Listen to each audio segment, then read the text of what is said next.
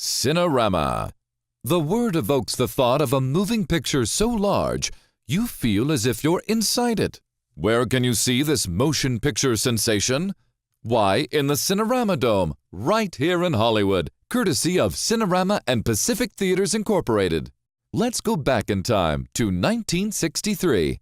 Cinerama Inc. President Nicholas Rossini approaches Pacific Theaters founder and chairman William R. Foreman with a radical new theater design for the future, a geodesic dome capable of playing Cinerama's 3 strip films. Envisioned as the prototype for 300 such theaters across the country, the dome can be built for half the price of a conventional theater in half the time. Enamored with the concept of a new movie experience for audiences, Mr. Foreman agrees. Los Angeles architect Welton Beckett, designer of the Beverly Hilton Hotel and the Capitol Records building, is brought onto the project. Plans are quickly formalized and a location picked.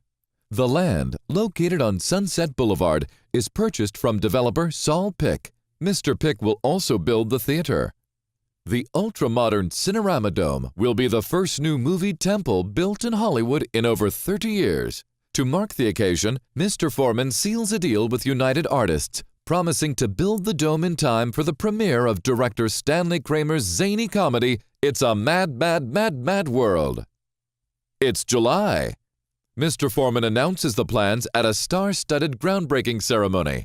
In attendance are the film's director, Stanley Kramer, and stars Spencer Tracy, Edie Adams, Buddy Hackett, Dorothy Provine, Mickey Rooney, and Dick Shawn. Armed with picks and shovels and riding in a bulldozer, they take pictures with the press. Smile for the camera. August is here, and it's time to build. With just 16 weeks before the movie premiere, there is no time to waste. The first trucks enter the new construction zone while bulldozers start to dig. Rebar and forms are placed and the foundation formed.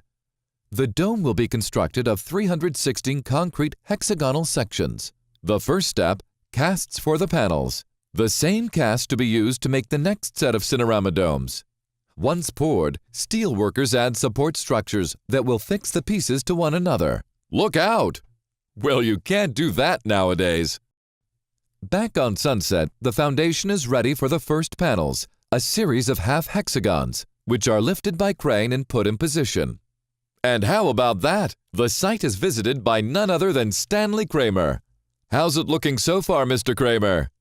No, sir, it doesn't look like the model just yet. The dome is built one layer of hexagons at a time, each welded to the next. With just 4 weeks to complete the exterior of the Cinerama Dome, work goes on around the clock until it is done. The view from the top is spectacular, ain't it, boys?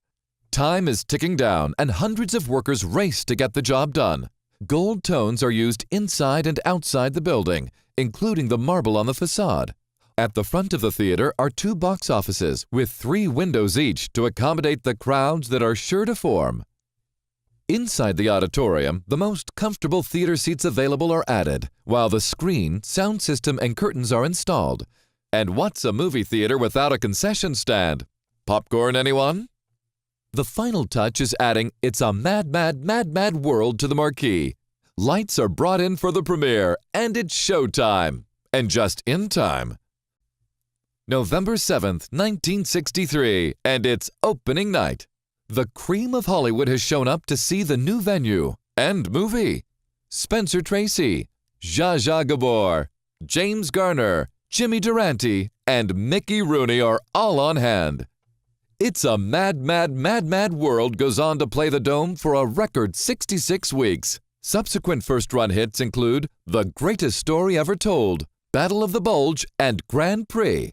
The Cinerama Dome becomes the premier movie destination of its era. However, as happens in both life and movies, things don't always go quite as planned. The final cost of the Cinerama Dome, more than $2 million, 4 times the budget. Once to be the theater that would launch 100 more like it, today it is the only concrete geodesic dome in the world.